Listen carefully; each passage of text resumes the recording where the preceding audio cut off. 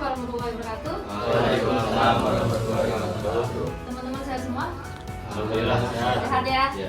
Luar biasa ya. Oke, ini perwakilan masing-masing jurusan ya? Iya. Iya.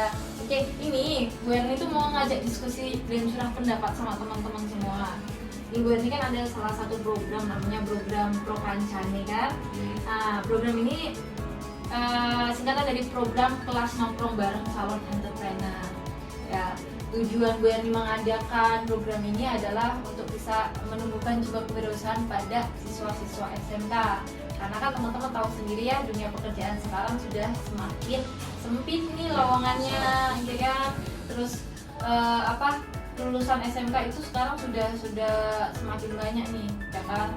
Nah, kita itu harus cari alternatif lain di mana teman-teman harus dibekali basic lain untuk bisa nantinya menjadi salah satu pilihan kami setelah lulus SMK. Oke, kalian bisa memahami tentang program ini nggak, tentang Prokancane ini arahnya? Bisa. Bisa ya? Iya, untuk saya sendiri sih lebih memahami ke wirausahaan. Jadi anak-anak itu diarahkan sesuai bakat-bakat mereka untuk dijadikan ladang-ladang usaha yang lain. Iya betul. Oke, kalau bagi teman-teman yang lain tentang Prokancane idenya Bu Erni itu gimana? Bagus Bu. Ya, kenapa? Karena bisa mewadahi anak-anak yang mungkin punya keterbatasan. Iya.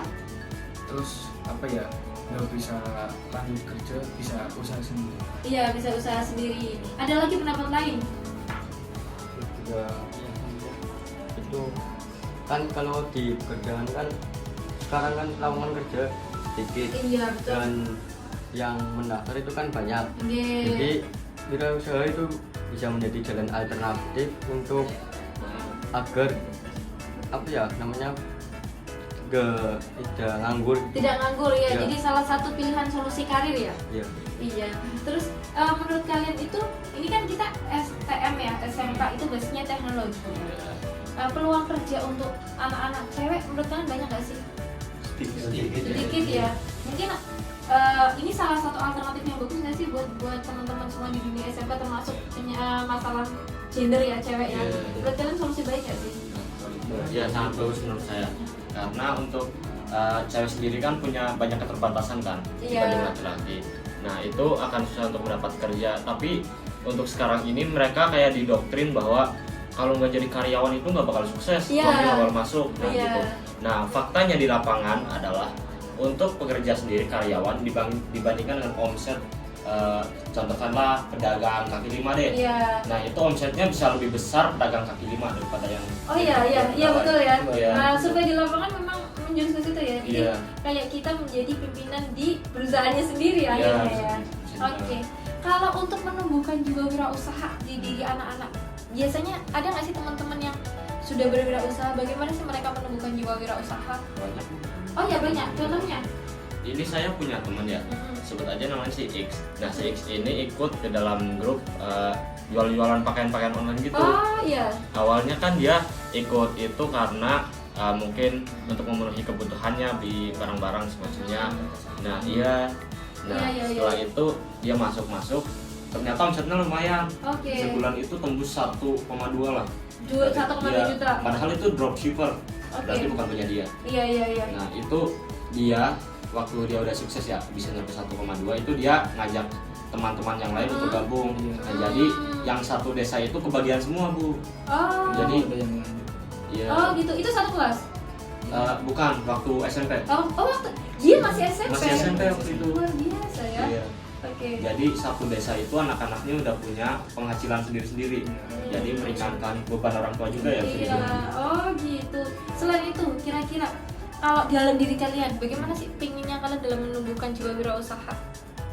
Untuk saya sendiri sih lebih pengen ke belajar serta meluaskan relasi-relasi. Contohnya kita kerja sebagai dropshipper, kan kita jadi bisa tahu tuh relasi-relasinya. Nah, ketika kita sudah bisa melek ke pasar dan menguasai relasi, punya banyak relasi, kita bisa tuh buat usaha sendiri untuk dijadikan usaha sampingan walaupun kita masih sekolah. Oh iya betul. Oke. Untuk mengisi waktu luang. Mengisi waktu luang Iya. juga ya, luar biasa. Oke, kita lanjut lagi nih. Iya. Buat teman-teman semua, kira-kira kendala apa sih yang sering dijumpai oleh teman-teman pada saat berwirausaha nih di lapangan? Biasanya itu cuma iseng kayak Iya. mulai itu cuma iseng coba-coba. Coba-coba. Akhirnya nggak berlanjut lah. Oh akhirnya ini, oke. Mas Raffi ada pendapat? Biasanya nih kendala karena teman-teman. kebingungan mau mulai dari mana. Oh betul. iya, Kayak nggak punya arah ya. Ya. iya. Oke, Pengalaman. karena kurang pengalaman. Iya. Ada pendapat lain nggak? Takut mencoba juga sih. Takut Kebanyakan mencoba ya? dia. Takut mikirnya tuh kalau gagal gimana ya, kalau ini gimana Iya ya. betul. Oke, kalau misalnya kalian ada wadah yang dibentuk nih, kira-kira ide usaha apa yang akan kalian laksanakan itu yang ingin kalian garap lah, ide usahanya itu apa? Aku sih seperti banyak. jualan online atau usaha didapatkan ya seperti pasar-pasar gitu. Oke, Ya. kayak jualan Mas Rusi itu punya gambaran pengen usaha kayak lebih cenderung ke online untuk sampingan gitu ya? Iya. Ya. Oh ya, karena kan anak-anak sekolah itu kan pinginnya yang biar praktis Iya, gitu kan. susah dagang juga. Oke, terus ada pendapat lain nggak? Ya, kita juga, ya menurut saya juga kita harus lebih terpaku ke online sih. Kalau ke offline sekarang susah Bu, untuk lapak dan sebagainya. Bisa dibilang, misal nih ada anak-anak siswa-siswa yang hobi beli kaos distro, misal mereka bisa diarahkan ke misalkan sablon atau Iya. itu. Terus jadi mereka itu bisa membuat distro mereka sendiri lewat Oke. online. Ya. Ya. Baju sendiri. Oh jadi kayak mereka pesen-pesennya pesen kaos polos atau apa? Nanti kalian tuh sablon sendiri. Ntar dijual lagi. Iya, dimerekin sendiri, merek kalian sendiri. Oke. Menarik ya. Jadi ternyata teman-teman juga punya banyak pandangan tentang wirausaha ternyata ya. Oke, kalau di sini ini kan cocok sekali nih dari program yang Bu Erni buat tentang Prokanca nih. Kalau Bu Erni wadahi kayak sistem inkubator bisnis dan sebagainya, teman-teman bisa nggak ya untuk bisa adanya keberlangsungan program ini ketika diwadahi gitu ya? Ya bisa ya, mau ya? Mau. Yang penting itu ada yang mengarahkan Bu. Jadi kan Oke. kita masih awam nih, belum tahu apa-apa. Nah kita awal-awal itu bisa dibilang ikut-ikut dulu. Oke. Ketika kita sudah bisa menguasai, sudah bisa mengenal semua yang ada di pasar itu, ya tentang relasi lah, apalah segala macam. Nah, Iya. ntar baru kita itu bisa berjalan sendiri Bu. Iya. Kalau langsung diserahkan kepada kami ya kami bingung Bu. Oke, betul. Ya, tujuannya wadah ini pastinya kami akan mendampingi teman-teman yang punya gambaran untuk berwirausaha ya.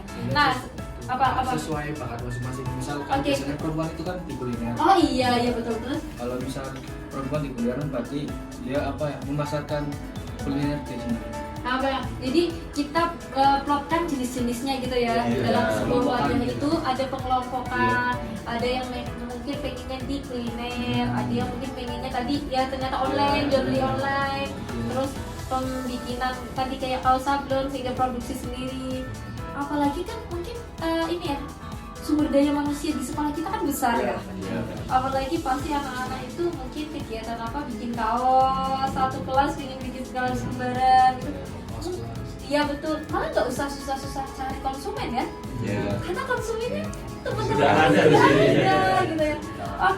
Oke teman-teman, insya Allah nih mudah-mudahan program ini bisa mewadahi teman-teman semua ya. Kita mencoba untuk membuat program ini bisa berjalan secara efektif. Oke, terima kasih sekali pendapatnya teman-teman dan masukannya. Ya.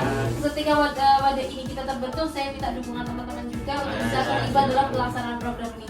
Terima kasih. Barangkali ada kata-kata yang salah dari Bu Erni, minta maaf ya. Akhir kata, wassalamualaikum warahmatullahi wabarakatuh. Waalaikumsalam warahmatullahi wabarakatuh.